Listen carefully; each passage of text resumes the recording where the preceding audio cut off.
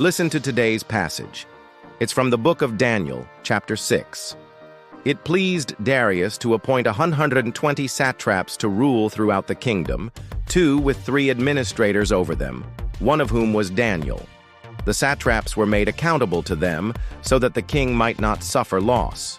Now Daniel so distinguished himself among the administrators and the satraps by his exceptional qualities that the king planned to set him over the whole kingdom.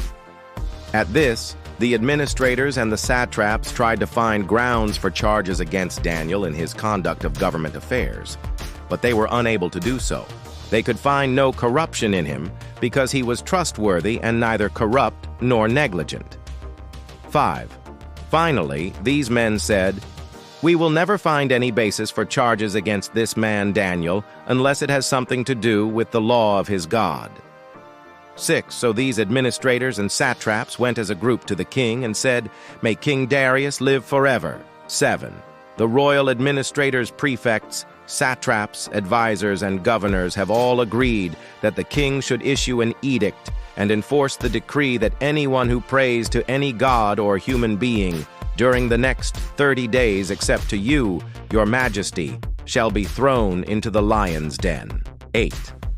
Now, your majesty, issue the decree and put it in writing so that it cannot be altered, in accordance with the law of the Medes and Persians, which cannot be repealed. 9. So King Darius put the decree in writing. 10.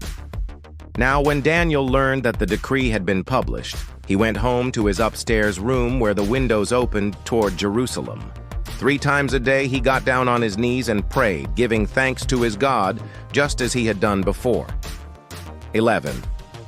Then these men went as a group and found Daniel praying and asking God for help.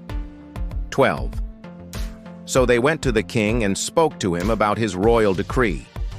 "Did you not publish a decree that during the next 30 days anyone who prays to any god or human being except to you, your majesty, would be thrown into the lion's den?"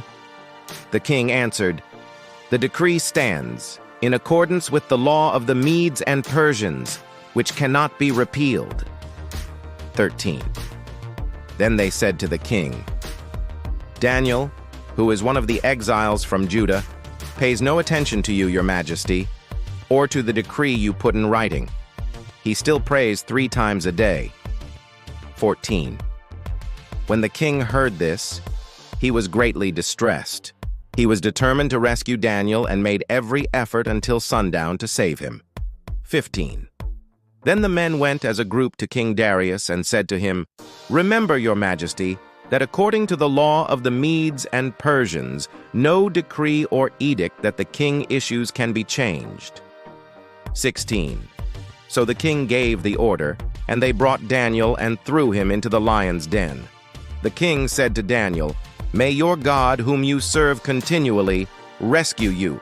17. A stone was brought and placed over the mouth of the den, and the king sealed it with his own signet ring and with the rings of his nobles, so that Daniel's situation might not be changed. 18. Then the king returned to his palace and spent the night without eating and without any entertainment being brought to him, and he could not sleep. 19.